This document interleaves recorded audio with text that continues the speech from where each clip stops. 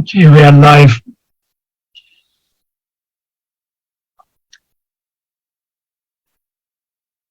Dear viewers, good evening, good day, good morning, wherever you are from. I'm welcoming you to our fifth session of the Afghan Association of Ontario initiative to increase awareness of and confront racism, discrimination, and Islamophobia in the province of Ontario in Canada. This initiative by the Afghan Association of Ontario is in collaboration with the Government of Canada and partially funded by the Government of Canada, and we acknowledge their support. As part of this initiative, we invite people with subject matter expertise, as well as members of the Afghan community, to come and share their stories with us. And today, we have a very dynamic Afghan woman who is our guest. Her name is Hosai Zurmati Halim. She is the founder of a private school called Enlighten Academia, and she is the constituency assistant to a member of parliament of the Canadian, of the federal government in Canada. So, Hosai, welcome to our interview. And if you would like to say hello to the viewers, feel free to say hello. Thank you again, Durrani sir, for doing that. Hello, salam to everybody who is watching this broadcast. Welcome, and I hope it is inspiring for the reasons that you are here to watch it for. Well, thank you very much. Thank you. I would like the viewers to help us by sharing this program on their social media pages so that more and more people in Canada and actually around the world can become aware of the issues and the problems that are related to hatred, to discrimination, to racism, and specifically to Islamophobia, and find ways to confront it so that more and more people become aware of that. And we need the support of the viewers to comment, to ask questions, and also to share this on their pages. So, Hosai will go straight to the interview. And what I would like to do is, in addition to what I just said about you being the founding, the founder of this Enlighten Academia and also working in the constituency office of an MP, tell us a little bit about your story. Sure. So in terms of background, we came to Canada when I was about 7 or 8 years old. We are a family of basically 5 siblings and mom and dad, of course. Eldest of the 5 children as well. So that means a lot of responsibilities. But on top of that, alhamdulillah, with everything that we had completed my bachelor's from the University of Guelph, initially in criminal justice and public policy, and then it was honors in political science. So it was a double degree, but the political science really focused on international relations. This is where Afghanistan came in. This is where in fact, our topic today will focus on as well. And one thing that was very obvious from the start on, as a student, I loved working and teaching younger children. So I continued pursuing that. Even though I was in university, I would do it part-time after school, and that paved the way for working at a teaching center. After which I realized, okay, now that I have the skills and the balance and the necessary mechanisms to implement it, okay, why not open my own teaching center as well? That's where Enlighten Academia came in, and that was like a dream come true.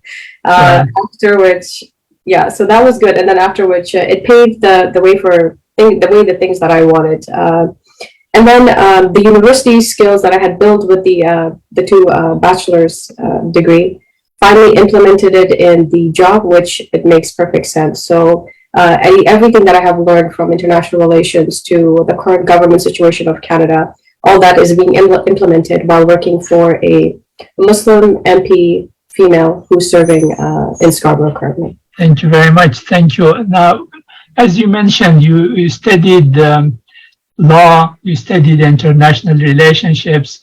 In addition to the cultural shock when you first came to Canada, as a 7, 8-year-old child, the cultural shock would have been big. But let me ask,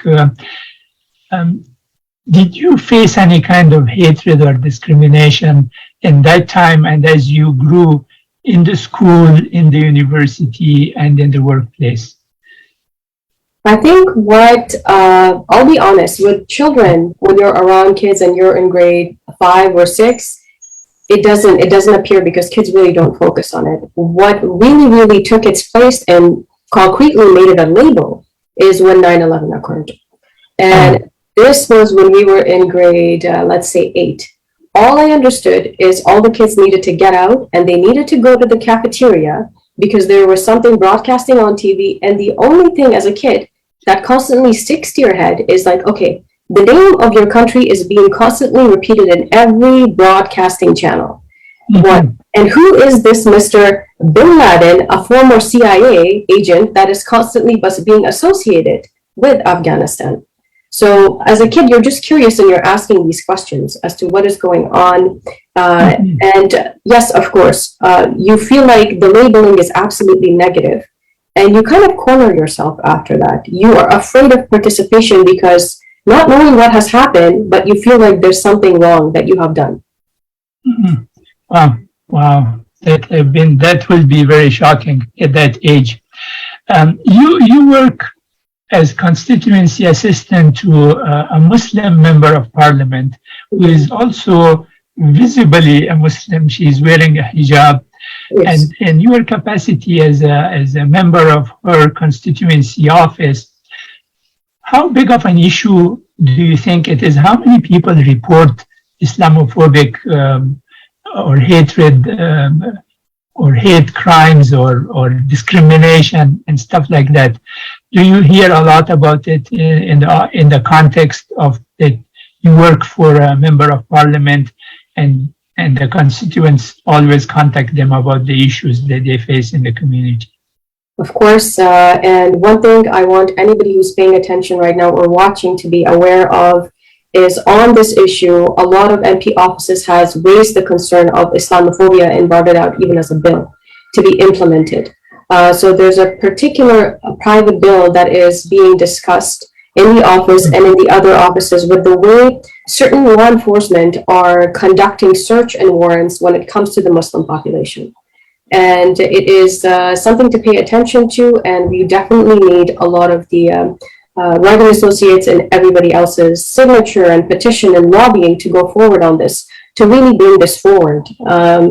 It's unfortunate. And one thing that really stuck out while working in the constituency office was, I'm sure everybody knows of this, the vigil, the London vigil that took place with the Muslim family being massacred. Yeah, the Afzal family. The Afzal family, exactly. So there was a huge protest that was going on that, and the MP herself, unfortunately, when she was giving her speech, she said, that could have been me, simply by being targeted and run over because I'm wearing a scarf over my head, and that could have been my family with my 2 boys that could have been crushed. So it took her really personally in that realm as well, because somebody is just coming in and bulldozing a whole family. Unfortunately, the 7-year-old survived, simply because, number one, they're Muslim and they wear a hijab over their head, which kind of correlated with her. Thank goodness we had the community support that came out and discussed it and took place in the vigil, in the protest that was taking place. So that was one experiment. However, with the current situation that is going on right now, I would, so that's the Islamophobia aspect of it. However, in terms of, let's say, when we are talking about racism and discrimination, I am sure with the fall of Afghanistan and the current government in power, and with the former government just being out of the way and the current government taking over, there was that initiation of making sure that 40,000 Afghans are out of the country and they come over here, and they're basically provided refuge. I would sometimes, when you work in the constituency office, all these cases specifically to do with immigration are very, very close to us strategically, and you can calculate exactly what is happening. It's quite obvious. So when you compare that to how that is being dealt with the Ukrainian matter, you begin to understand there is definitely systematic discrimination that exists. It's one thing to say, okay, the individuals need to escape to a third country to make sure that we secure the biometrics and the medicals to escape. And then there's the second, okay, so fine, that's doable. That is understandable. Logistically, that's a problem that needs to be resolved. But if they land over here, that could also be resolved. But when you compare the numbers, since August 2021 is when the evacuation started. And 2 months ago, it was the Ukrainian evacuation that occurred. And if I were to pull up the calculated numbers and the approved cases, for Afghans, we're approximately estimating 18,000 of the 40,000 accepted. But if I were to go to the Ukrainian, it's 183,000.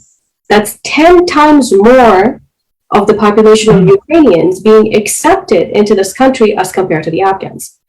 So I don't know what it is. And it's frustrating that a lot of Afghans, when they come out and they indicate, okay, what is going on? Forget about the 40,000, but those who have been accepted in the application and they have escaped to third countries, what is happening with them? And today we even had about 6 to 7 ex-MP, female MPs of Afghanistan coming into the constituency office discussing this matter again, that, okay, we have accepted portfolios that have all escaped to Albania. What is happening? Why are they still stuck over there? Their case is not moving. But when you go to a Ukrainian case, especially when you're dealing with it specifically and contacting and are in contact with IRCC when you get the updates, yeah, you can clearly see, and they will tell you that there is systemic discrimination between processing these two applications.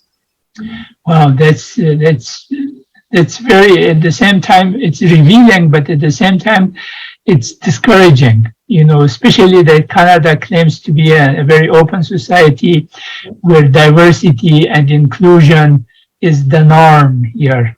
Exactly. We know that there have been a lot of injustices in Canada also when we look at the way people treat the Indigenous population and the residential schools. And then come these apologies from various quarters when they apologize for it. So I consider that, okay, Canada is a work in progress and everything is improving. Right. So I was looking at the fact that the Canadian government has appointed, especially Minister Ahmed Hussein, appointed a special representative to deal with the issue of Islamophobia. That's right. In Canada, I thought that was an improvement.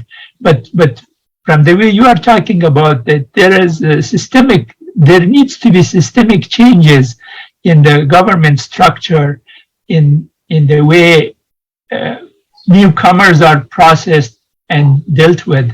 Absolutely. It still needs a lot of work still to be done. 100%. And the fact that you mentioned Minister Ahmed Hussein, I'll be honest with you, the appointment of that individual that has to deal with the Islamophobic element of it, elected through the Heritage Department of Heritage of Canada. This recently happened. In fact, I'm not sure if you're aware, I believe July 6th and 7th is when they were looking for the candidates to be elected and to represent and to declare it like, okay, there is an issue of Islamophobia that we need to resolve. So from the positive perspective, they are working on it, but slow procedure. Yeah. And also, the Prime Minister, when they had the vigil for the Afzal family, the Prime Minister spoke in that event, and he was saying that, when there is hatred and Islamophobia, it does not only affect Muslims, it affects us all. Exactly. Because it affects us all. So in that respect, despite the fact that it's bleak, the situation is bleak, when we refer particularly to people from Afghanistan in relation to Ukraine, but generally compared to other countries in Europe and in North America, I believe Canada is making progress in that respect. Canada is more open, more inclusive. This new term that is used in the workplace, the DEI, the diversity, equity, and inclusion. Right. There is more effort and investment of time and awareness in that. So while things might look bleak from certain point of view, it is still hopeful that that we are making progress and we are getting better. Now, you are the founder of Enlighten Academia. Yes. And you help students from all walks of life in your institute to improve their performance in school so they can go to better universities, they can score high marks in the school, and they can achieve more and reach their full potential. Now, have you felt any kind of resistance from the parents when they find out that you are a Muslim and this Enlighten Academia is owned and operated by a Muslim? Do you feel that there is any resistance that they don't want to enroll their children in your school? To be honest, I'm not the one that has felt the resistance, and I haven't seen it. So there is definitely, as you are discussing, inclusivity, diversity. I think as Canadians, we're definitely a tolerant population when it comes to that, for sure. However, have I seen, for example, a student who is a hijabi sitting next to an individual who is not, and they're trying to intermingle and trying to connect? Yeah, the awkwardness can be felt. You don't even need to discuss it. And they meet in that environment, and for them, obviously, to communicate that way, it is for the first time. And then in terms of diversity, so you're not only dealing with, okay, so it's like a Muslim that's Afghan. No, you have like individuals from all walks of ethnicity that can walk in and be a Muslim or a non-Muslim that can exist over here or study over here. From that aspect, we have the scenarios where we have faced it, and the teachers or the tutors or myself, we have tried to kind of like,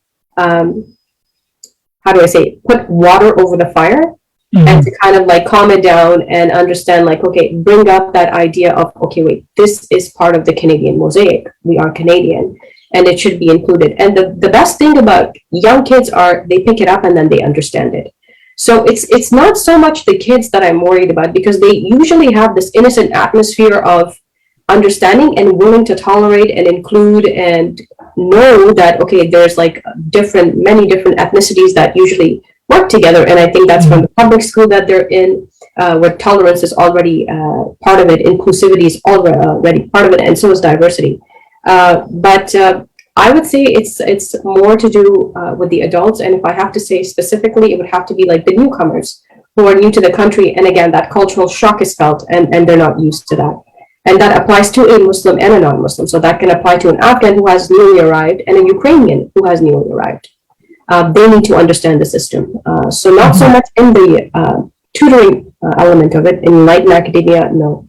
But in the office now, if I take it back to the constituency office, that's where it is more felt. I see. Now, you are a community activist, and in addition to working in the constituency office and operating Enlighten Academia, you are involved in several other initiatives in helping women, especially women in Afghanistan, as well as Afghan women here. And you are involved with this initiative with the newcomers, especially the women MPs from Afghanistan who are here. In that capacity, you are aware of the challenges that the female population, Muslim population, especially those who wear a scarf and they have visible manifestations of being a Muslim, they face. What will be your advice to them? Like, how can they deal with a situation like that so that they are less discriminated against them? And again, like knowing people, meeting friends from all walks of life, one thing that I would really like to emphasize on, those who haven't worn the hijab and they have started wearing it, I am very proud of your courage. And it takes a lot of courage to have that ability to make that transformation and declare with confidence that this is what I'm taking up. And I have had friends who are hijabis and they have walked into an interview as we were like graduating from university, and many of them, because of that hijab, have been not given the position. And then I have individuals who wear the hijab and constantly go in and simply do not shake the hand of the interviewer. And again, they are not taken because of that simple gesture. But again, then there are hijabis who wear the hijab and still don't do the hand gesture, and they are employed because of that reason. So doesn't matter. It doesn't matter. Like, do not give up. Do not be in the state of mind thinking, okay, this society would not accept me because of the way that I portray myself. It has nothing to do with that. It has everything to do with your talent, and any smart industry or company that basically needs to hire you, they are looking at the end of the day at you as an asset. So it's not so much about the way you present yourself. You could be in a tech industry, but if you have all the qualifications to, for example, implement a form of programming and engineering, and you can do that and you're a female with a hijab, you automatically get the job. So I want you to not give up. Do not allow the way you portray yourself with the following of your faith and accepting of your faith and accepting that and portraying that in society to affect your professional life in the future that is there. So that would be my advice to them. And I'll be honest with you. So when I see these women, these Muslim women who have the capabilities to still do that and walk in society and become part of society, it takes a lot of courage. And I think that was one of the main reasons that I even started working at this particular MP's office. I would say it was her hijab that brought me in. I remember when she was in Parliament and there was debates going on, and a lot of individuals were in fact targeting her to suddenly just choosing to wear the hijab. And I looked at it, I'm like, okay, this may give me courage. This is the woman that I would like to work for. Mm. You know, in that respect, a few years back, I was working in a corporation in a position where we interviewed people to hire them for a big project. And there were some people from visible ethnic minorities who came here. And because I would say, because I was a member of the committee that were deciding who to hire based on their ability, not on whether they are from the mainstream or they are from the fringe groups. And we did hire some people, including hijabis, as well as visible minority for that project.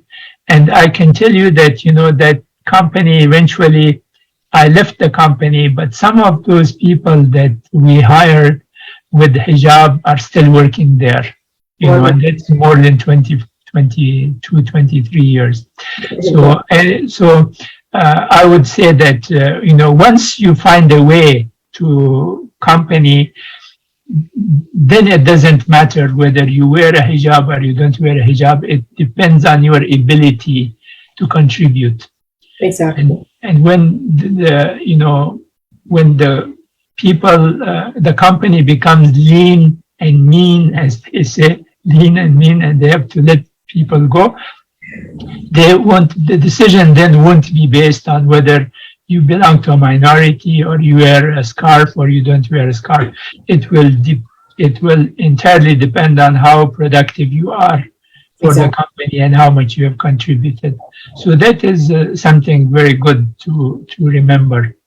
Now, my last question will be related to, and it's not one question, it's several questions put in one together, and that is, what can we do in the broader sense so that not only the minority groups who feel the discrimination, who feel hatred, and who feel,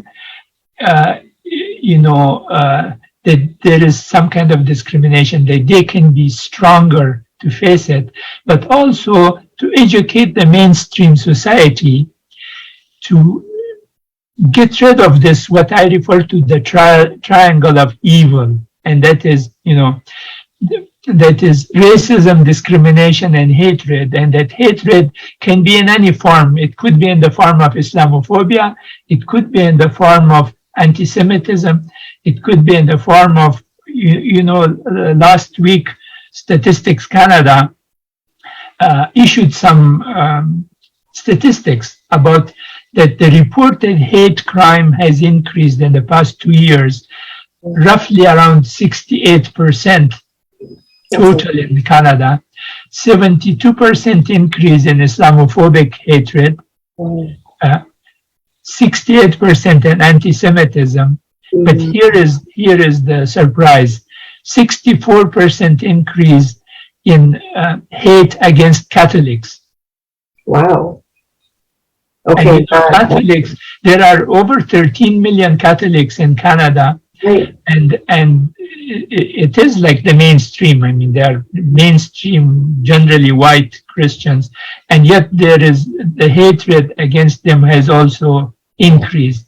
So, in my last interview, I was referring this to that the reason might be the populist politics, that the politics of division that has permeated some societies in Europe and in North America, and it is creeping into Canada. That maybe because of these populist politics, maybe there is an increase in the hatred against minorities of different forms.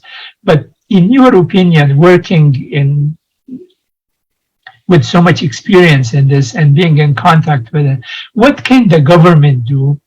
What can nonprofit organizations do? And what can individuals, especially Muslim individuals, do in order to educate the mainstream population and confront this evil? That was definitely a lot of questions combined. So I would just begin with what you could do on an individual level. The fact that your MPs are elected and the fact that your MPs are out there representing your culture, your tradition, and your belief and your faith, you need to be out there and take an activist, a lobbyist form of a position where you have the ability to gather together. And I think it's the unawareness of people, the ability to not know and to fear the unknown is kind of what keeps us in our little boxes. But once you're out there and understand the humanity in other individuals, you are more likely to feel comfortable and open up.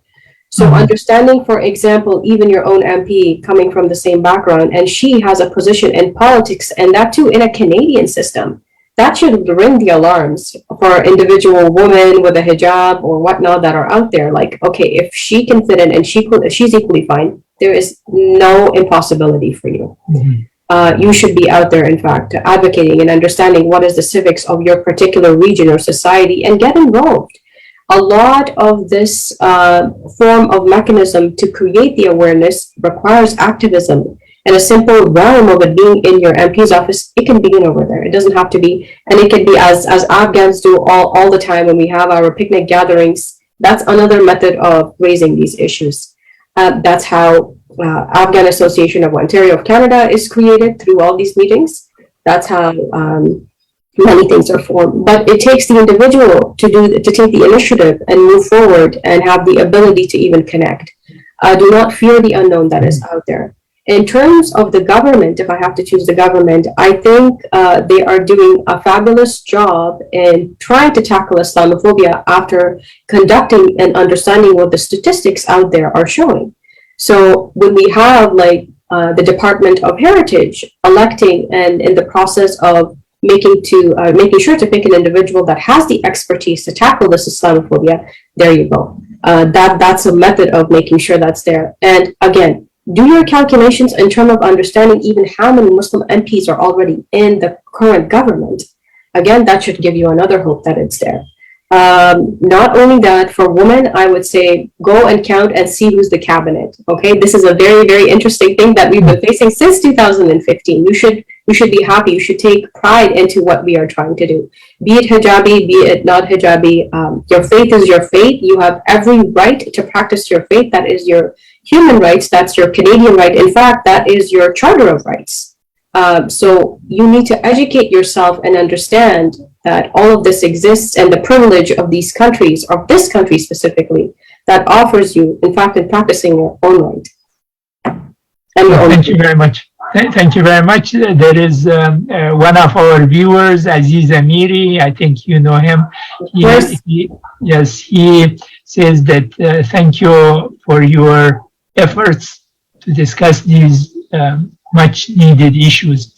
Well, thank you, Aziz Amiri, for your comment, for your insights, and for your continued support for these programs that we at organizational levels we do. I think he, being the president of the Council of Canada Afghan Business Council, he is doing a fabulous job also. I agree 100%. In educating Canadians about the ability of the minority groups, the ability of Afghans specifically that can contribute to Canada. And so thank you very much for your comment and for your support. I think our time is up. We are already 2 minutes over, but because you really talked about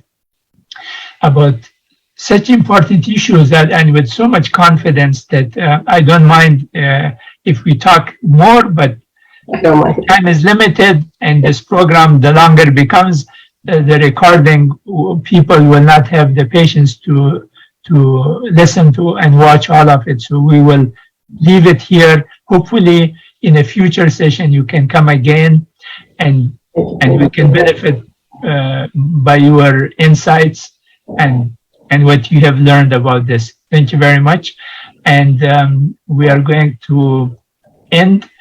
Thank you, viewers. Please share this on your social media, and also let your friends to know.